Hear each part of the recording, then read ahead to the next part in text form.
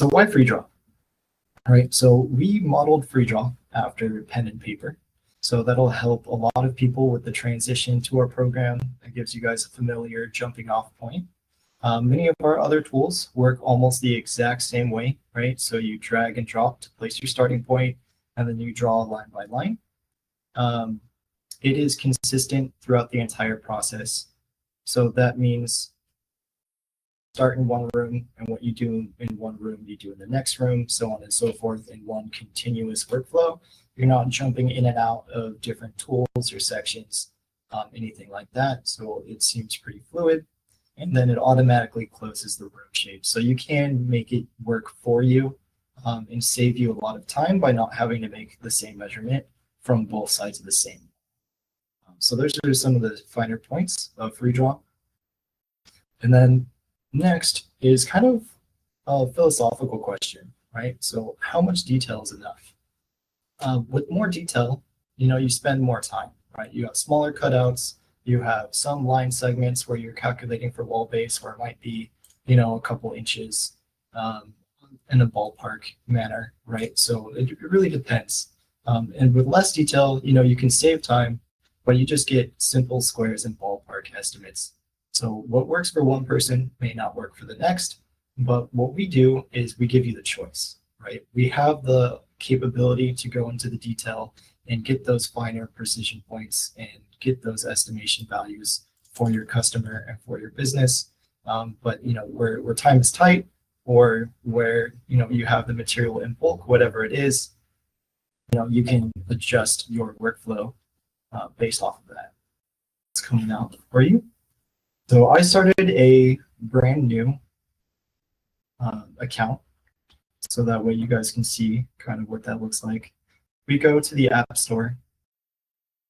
If you have anyone new that you're setting up, type in MeasureSquare Mobile, and then this is what it looks like in the App Store. It's going to be this one here, the M2 logo.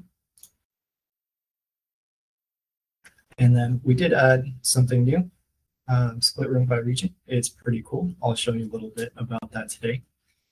Something that we have had on our counterpart program, or MeasureSquare 8 or Windows program. But if we open this, this is the screen that we were brought to, right? So same button takes you right to your diagrams. So these are our welcome projects. We have Walnut Plaza and Green Street. If we just take a look really quick, you have a job site kind of overview where you can see the project, the diagram. You can see, who the customer is, what the job site information, if it's different at all. All your pictures from your rooms will come through. You can see a lot of the work that you've done in the form of reports. It's kind of an overview glance. And if you tap on that picture, then you can enter the takeoff and you can see all that data. You can go into 3D, which we also have kind of like a 2020 drawing where we can show you what's going on. You can look at it from bird's eye, so you can see all the doors. And if you had windows, you'd be able to see the windows on there as well. And the left to right workflow that I was talking about is just this toolbar right up at the top, right? So home is our diagram screen. Back is going to be that dashboard that we were at just then. And then we get right into tools, and there's free draw right at the top, the very first icon. So let's kind of recreate this today as if we just arrived on site, what we would look for, how we would go about entering that into the program from the very beginning. So the first thing we do is we're going to start by clicking on this icon down here. Since it's your first time, your brand new account, it's going to ask you to use your location.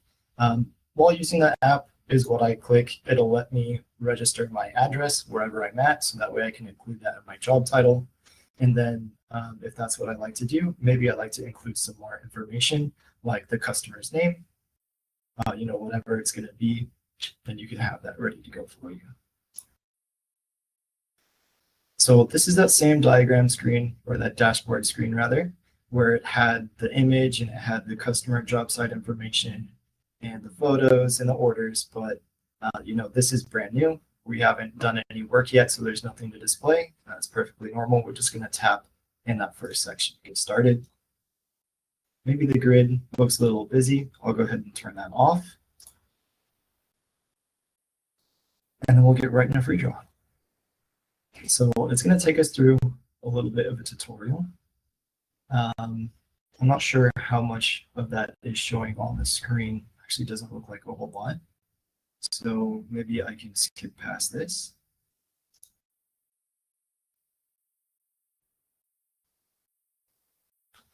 Let me see here. I need to reset my link. There we go. Okay. So the tutorial was just saying, to use your finger, right? So take your finger actually on the screen, drag and drop. You'll get these crosshairs before you drop. And it's pretty common to hold your finger on the screen for a while. So we'll just hold our finger here until we're ready. We don't have any other objects or rooms or anything in here to really connect to. So I could place my starting point here, wherever it doesn't really matter. I can use 2 fingers on the screen and I can drag to readjust. If I do use 1 finger, it'll draw, the direction of my wall that I'm going to be measuring. So we can go ahead and do that. I haven't actually connected my laser yet, so I'm using the Leica Disto D1. If I put that in front of me, maybe you guys can see it. So I'm just going to turn that on real quick. I'm going to go down to the bottom where it shows the laser, and then it should pop up. Again, brand new account. We're going to make sure to allow, so that way we can find our laser, and we just tap on it, and now this is green where it was red just a second ago. And this wall that we dragged to take the distance, we'll use the laser and it'll readjust that length. So we're going to do that in repetition, right? So we're going to run it back. We'll draw the direction first, right? It can be any size, right? If I undo, I go back, I can change the direction if I want, but I'll do the same direction. I'll show you even a small measurement. If I adjust it, right, it's going to take the size of that from the laser. So I got 7 foot 5 inches and 7/16, right? So it's on there, it's translating. And if I take that measurement again, maybe a little shorter this time, it's going to adjust to rectify that. So until I draw my next wall direction, it's going to be able to adjust. So I don't have to make that adjustment twice. If I, maybe I hit a lamp on the way to the wall, whatever it is, I can just make that measurement again and bring that back up to where it needs to be. So with free draw, something that's pretty neat is you have the opportunity to do one of 2 different things. So you've got done up in the corner.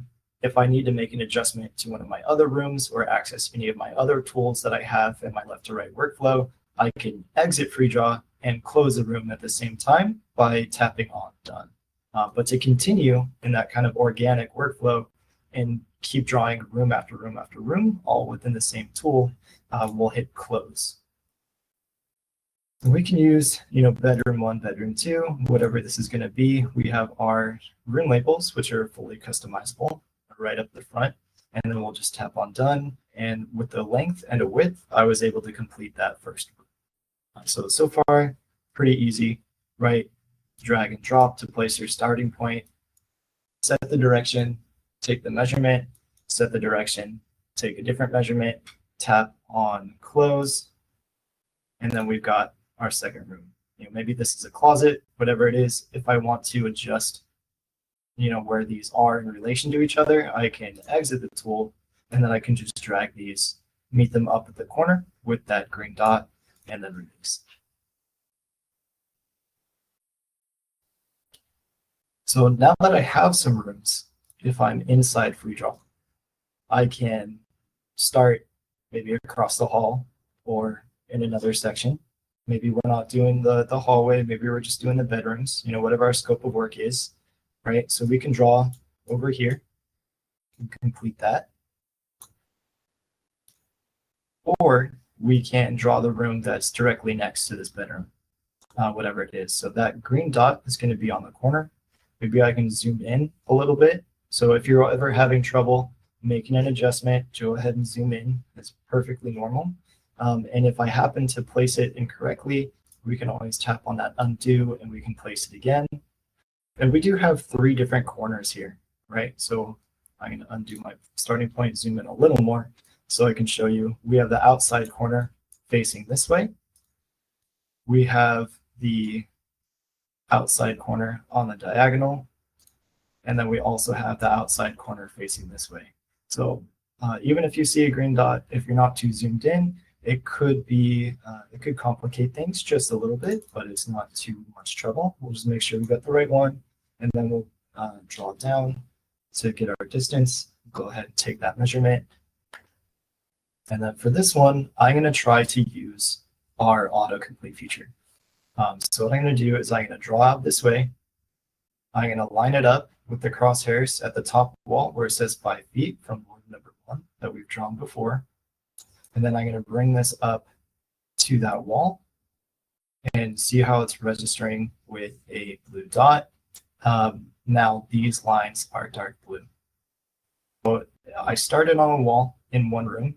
These 2 rooms are connected, so it can make that transfer. And I've already measured this wall, and that wall.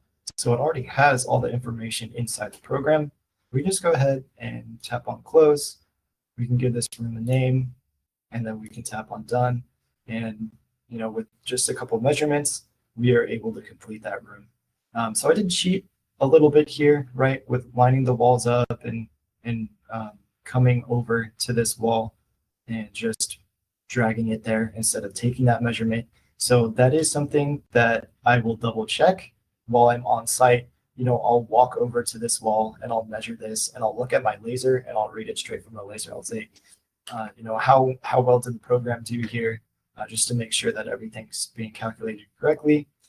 If not, it's not too much trouble to draw the same thing outside here, just like this.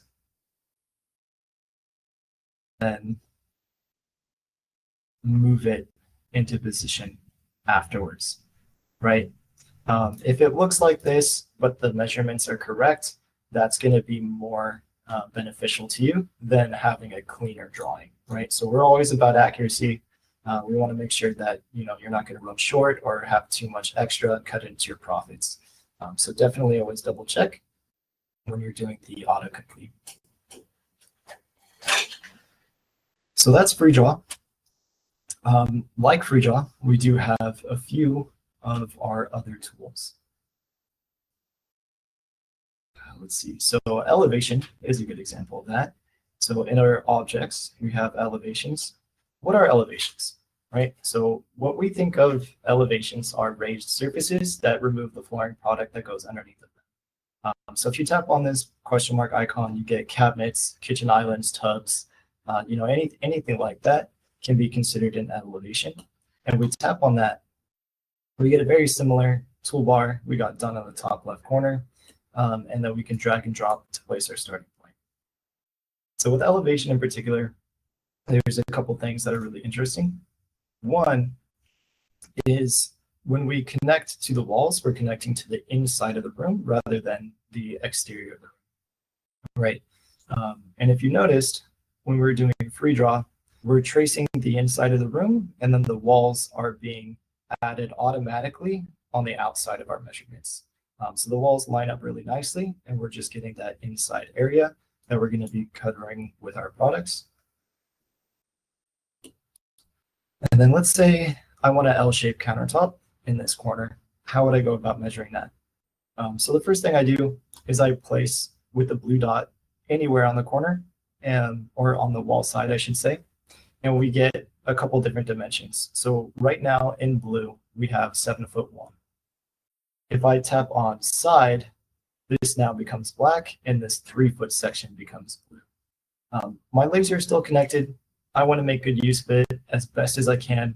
So from this wall, I'm going to be standing maybe right about here, and I'm going to shoot towards that wall, right? So I'm shooting back down this way, so that way I can see where my cabinet touches the corner on that wall. And then you can see how it adjusted. It's just about 6 feet, not quite. Perfectly fine. So next, we're going to want to get the counter depth. So we can go ahead and we can measure that. Make sure that you're measuring the flooring area. You're not measuring the countertop, right? If you have a little bit of a lip, that's going to cut into your estimate. So you want to be wary of that. And then we can come back down this way. So we were at 510 from here to there. If we have a 2 foot gap, we're going to have maybe 3 foot 10. And then we can do, maybe it's 4 feet on this side. Come back down. And then just like free draw, again, sharing kind of the same utility, we have those common ones. So we can go ahead and close that and we can be done. For a countertop, 3 feet in height is great, right? Automatically, the system has 3 feet set for the default height. Really, this is only important for, like wall base, making sure wall base doesn't go behind the cabinet. And if you're doing any wall work like backsplashes or anything, it's going to remove the wall area, which we can also do in our flooring program, which I think is pretty great. But yeah, not too much trouble if it's not the right height. But that said, if we're doing a tub, it might be nice just for the 3D view to put it at like 18 inches or so. Whatever you're working with, you can set the wall height to be reflective of that. So because I hit close, I'm still inside elevation. And maybe I want to do an island as well. So we'll measure this, but from end to end, there's no walls. How do I measure something like that? What I'm going to do is I'm going to actually, from my starting point, I can measure all the way to the far wall. Oops. So if you saw that, it snapped to the halfway point on that wall. Not a problem. I'm just going to adjust with 2 fingers, zoom in to make sure that I can't, so I can get some better accuracy there. And if you notice, right where that gray dot is, that's my mouse. That's my pointer that I'm using. And it's really just to demonstrate to you guys as I'm going through this, what I'm doing. If I'm out in the field, I'm not going to carry a mouse with me, right? That doesn't make any sense. My finger is plenty good. And in my opinion, it's much better than having a mouse. So don't worry about that. But it shows you here that my finger is offset from the area that I'm working in. So that makes it a lot easier to see what I'm working on without having to like glance underneath my finger all the time. So that's pretty helpful. And now that we have this distance, and I measured from here, right? I shot all the way to that wall. Now I'm going to walk over to the closer corner. And I'm going to use the subtract tool in our toolbar. So when I tap on that, this solid line becomes a dashed line. And my next measurement is going to remove that, that next distance. So if I take this measurement, perfect. It removed on my laser, it says 4 foot 1 inch from that measurement. So I can do that again. I can measure all the way down here, tap on subtract. This might be challenging since I'm not actually measuring this room, but there we go, to give you kind of a generic idea. And then you can kind of complete the square on that. All right. So this is great, right? We have an L-shaped countertop. We have a kitchen island. But what about the location, right? How do I know I have it in the right spot? And this goes back to our philosophy that we are talking about earlier, right? So we can place it, where we think it goes, or where it like looks. We can guesstimate the location, and that could be good enough. Or we can use another tool. So inside of our toolbar, if we scroll down a little bit, we have our dimension tools, and just like we did, we can place it anywhere on here, and we can drag it out. And I would just measure this on the laser, and then I would draw this to reflect it inside the program. Because I'm not sure that this one connects and will adjust. Yeah, so that doesn't adjust. So maybe it's 3 foot 7. I can do something like that. So it's point A to point B, and then we drag out to point C, so you can read it with a little more clarity. And then I'm going to do the same thing from the other side, right? I'm going to go anywhere on here. I'm going to come up maybe 3 foot 6, drag out, and that'll be my corner point. And because I drag them out, I have this intersection here. And now I can just take this and I can align it. And now we know we're square. We know this is exactly where that goes. We have those dimensions for this island. So, whatever roll cut we have, whatever tile pattern we've got going on, we can be sure that that's going to be accounted for correctly. And then now that I don't need these dimensions, I can just go ahead and delete them, and we're square. So we saw how elevation, free draw, the dimension tool, those are all working kind of exactly the same, right? You learn one thing, you learn it well, you don't really have to venture out too far into anything else. So that would be my recommendation. If you're just starting out learning the program, just learn free draw. You'll get your rooms. That's the most important part. And then all these other things will come naturally. So you think that's a lot all in one tool? Well, there's actually a couple more.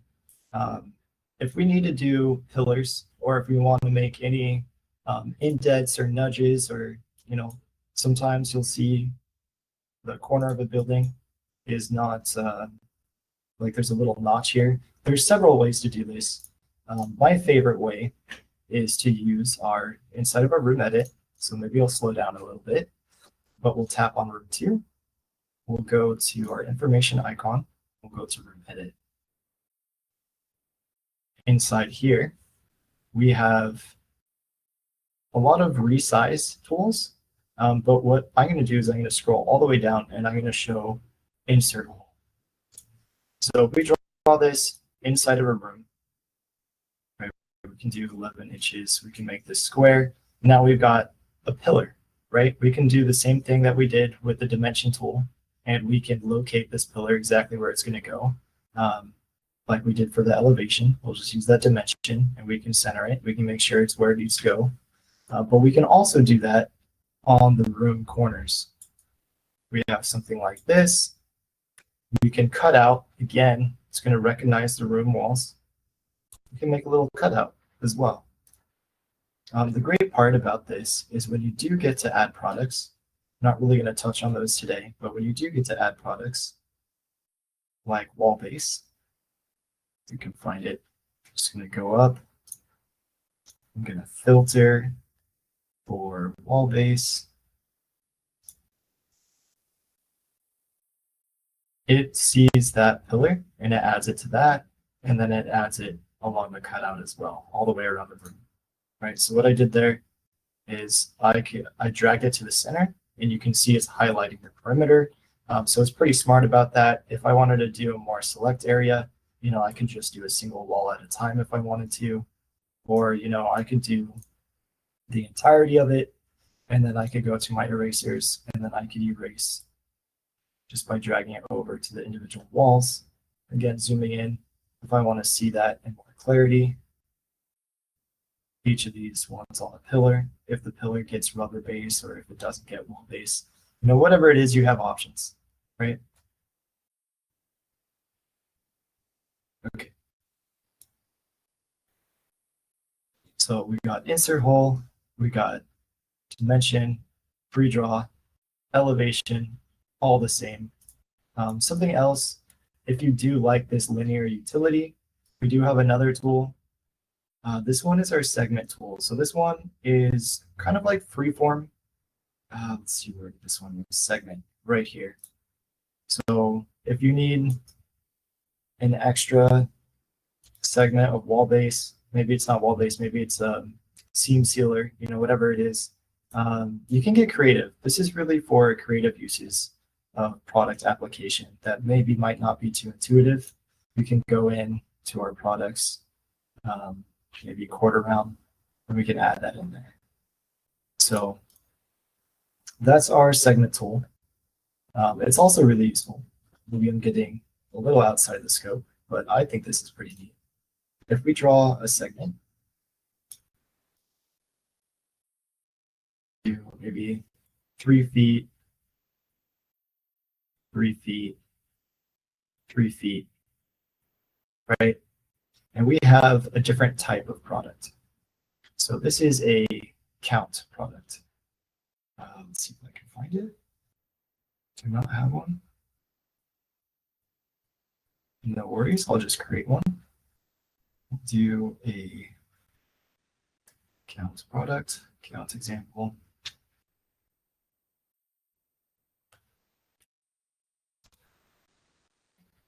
Don't need too much detail. If we add this, you can see it'll recognize every endpoint of the segment that we did. So if you have things that are evenly spaced, you can draw the segment out like this, and then you can account for them, each one, right? So this would be a total of 4. We get our quantities. So segment is pretty useful, or it can be.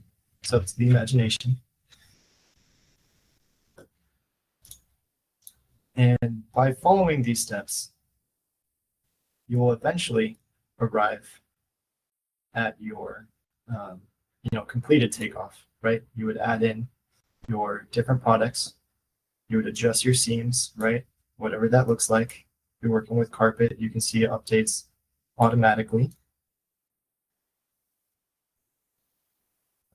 Add your pictures in, right? So if we go here, just tap on the room, tap on the information icon to get those room details, go to photos. From here, you can view any of the pictures that you've taken, or you can take one from your camera. Just as a handy tip, actually, since I was talking about photos, if you go to your settings, you have your project settings, but we want to make this change from our system settings. So we'll come down here. If we scroll down to the bottom, we have this auto save to camera roll, one shot. By default, it's off. So we're going to turn that on. We're going to allow full access to our camera roll, and then we're going to tap on done. So now what that does is, let's say I add a camera, or I use my camera to add a picture to one of the rooms, and it's deleted, or I merge them and it's lost when it merges, or whatever it is. And maybe this is a day later. I'm no longer on site. I don't have access to that picture anymore. It's gone. Poof. Right? By making that toggle, that goes to your camera roll each time. So if that something happens, then you can just add it right back in.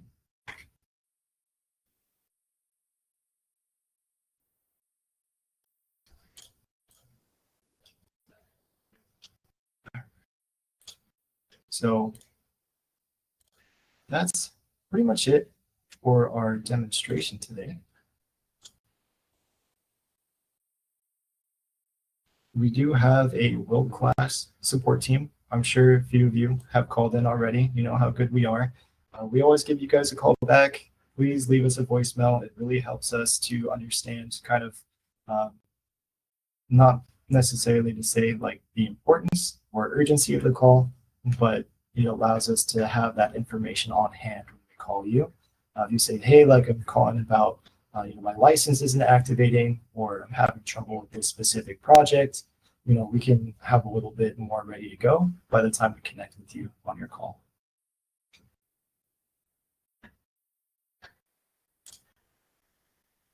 We have a lot of self-learning resources as well. We always recommend our Udemy class. We have a mobile course for you guys available for free. It's udemy.com. It's really great. I've done it a few times myself. And, a lot of the information that's in there is also available on our knowledge base and our AI assistant, which is available from our main website. Just go MeasureSquare.com. You'll see kind of like a chat bubble in the bottom right corner. And then you can just ask it a question, just speak to it like it's a person, and it'll get the gist and give you the information that you need. And as a cheat to get there, if you guys do have internet connectivity out in the field, if you go to your, let me show you, actually, let's get that screen back up on there.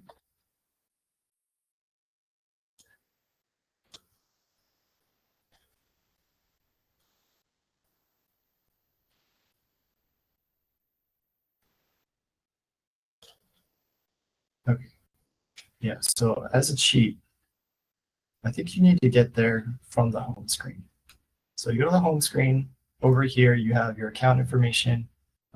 This is my email that I'm logged in with right now. If we scroll down, we have privacy policy or terms of service. these get you to our main website. And then this would be just the same, as going to our main website. And then you have that chat icon here with our AI assistant. So that's really great. Just put in some basic information. So that way, if the AI doesn't do a good job, we can kind of check up on you and then we can get you the answers that you need. But that's saying it's so good. I rarely have any trouble with it at all.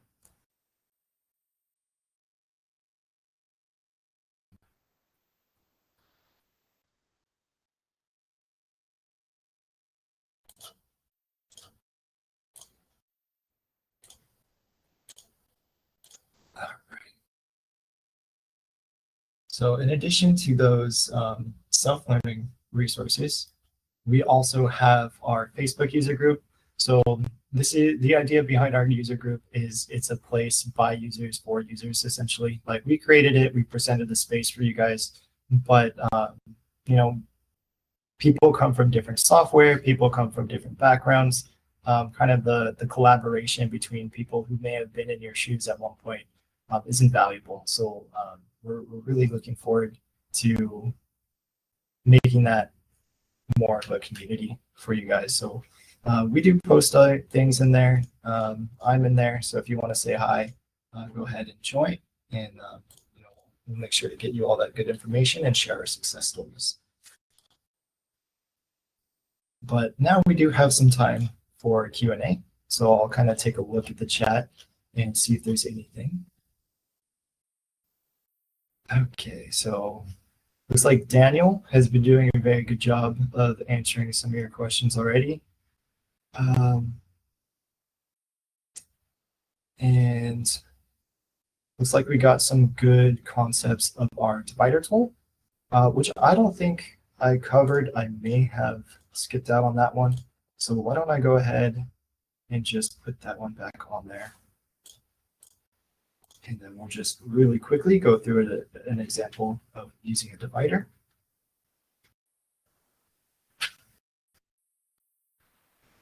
So let's say this is our kitchen, right? We have the countertop, we have the elevation in here. We can go to our tools and we can go to the divider. And what the divider does, actually, before we jump in there, it also has an information icon here or a question mark icon. So it's usually meant to represent room breaks and transitions. Sorry if that disappeared a little bit quickly.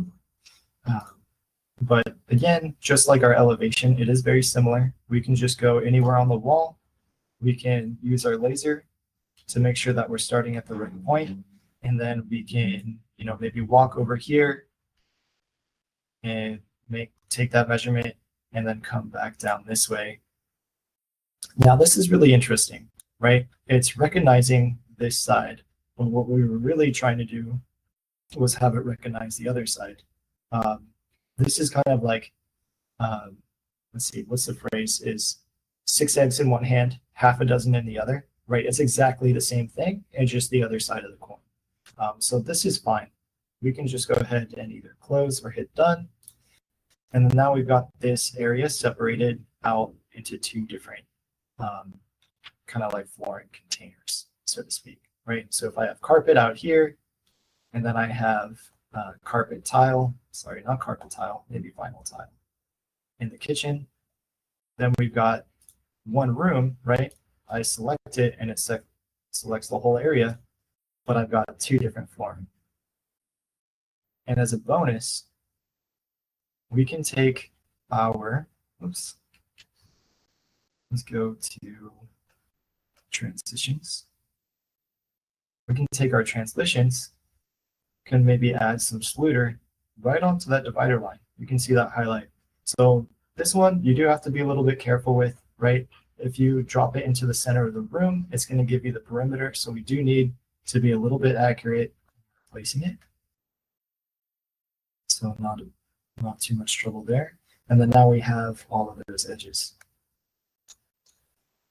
So that's the divider, right? So the divider, if we look at this in 3D, divider is flat. It just splits the flooring area. And then the elevations are our raised surfaces. If I turn off transparency, it'll pop a little more. And then you can see the details there.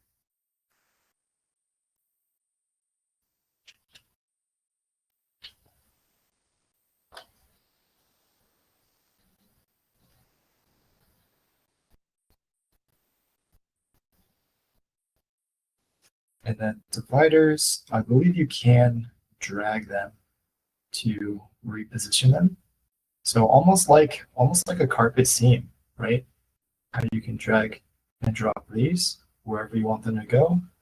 You can do that for dividers as well.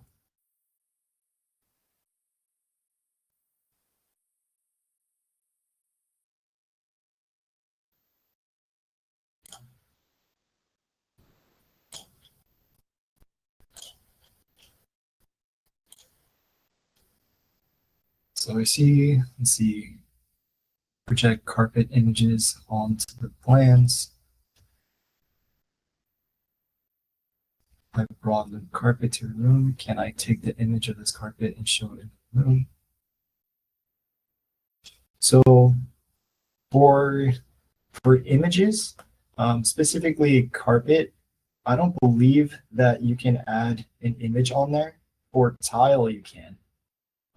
The way to do that, let's say this vinyl tile, we want to have an image for it. We would come to our assignment list, right? So we have our catalog, and then we have our assignment list. This is our project items, right? So if we don't change our project items, this isn't going to change. So we want to go to the assignment list and make sure we find the right one, and then we can jump into the edit menu. So from here, you come down, we have texture, which we can tap on here. And then I do have some fun holiday stuff, but I should also have some textures that I set aside. So we'll use this image, tap on done, and then you're like, what? Nothing happened, right? I made the correct alteration, but I'm not seeing it. So you may have to enable it from your views. We'll go find not roll product, but tile product, and we're going to make sure tile texture is on. Once that's on, then you can see that tile in the kitchen a little bit better. So that's something that we have for tile specifically. Yeah, you may not be able to utilize that for carpet.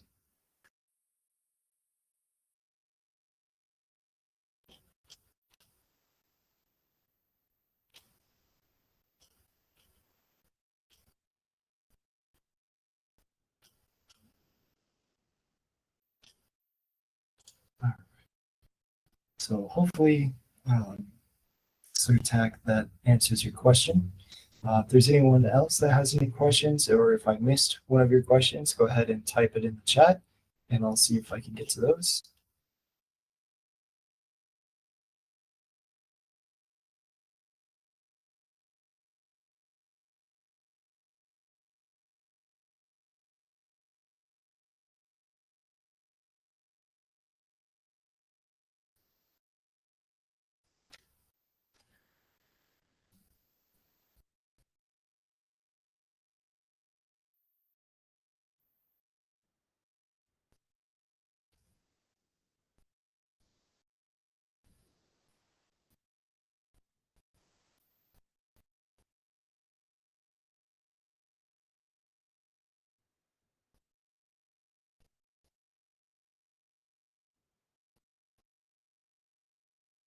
All right, well, just hang out for another minute or two.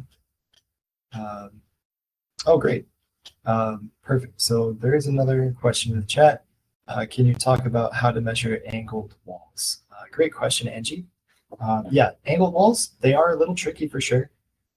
Let's just go through an example. This is the one that I like to do because I think it's the most simple, kind of like a bay window idea, right? So if I draw this out real quick, it's something like this, maybe with angled wall like that, across the top, complete it, right? So this is going to be our model that we're going to try to tackle, right? If I were in this space, how would I measure?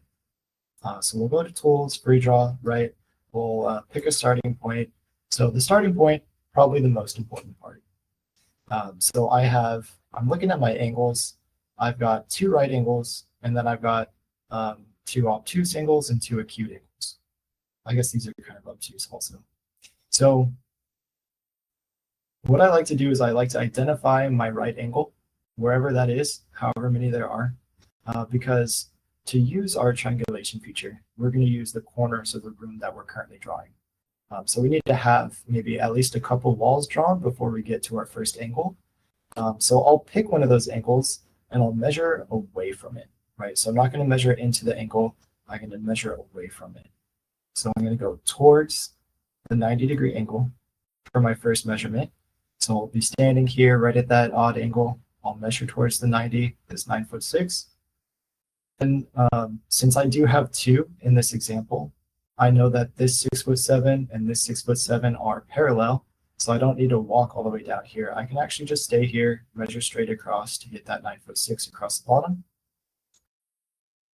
And I would walk across and measure down.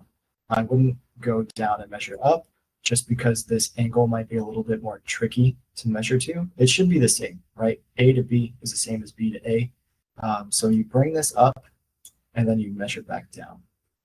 So far, we started here, we did two measurements from this spot, and we walked across, and then we measured down, and now we have our first angle. And this is where we get to the measurement. We have triangulation as the option in our toolbar down at the bottom. So a couple things first. One, I'll set a generic angle, right? So I'll set the direction of the wall at a generic angle. The next thing I'll do is I'll actually measure this wall, right? It will be this wall I'm measuring. So it's 6'1". I'm not standing in this room, so I'm just going to use a keypad, 6 foot, 1 inch, and then we're good to go there. So now I have an incorrect angle, but I do have a correct wall distance, a wall length. So after that, now I can tap on triangulation, and you'll see a couple of things happen. So the first thing we want to pay attention to are these corner points, right? So because I started and I measured towards the 90-degree angle, I have a couple to choose from. I'm going to choose the one that's closest to where I'm going to be measuring, and it's going to be in the most direct line of sight, right? So this should be the easiest one to measure. And then the second thing is going to be this orange dotted line. We don't care about this measurement. This measurement is wrong, right?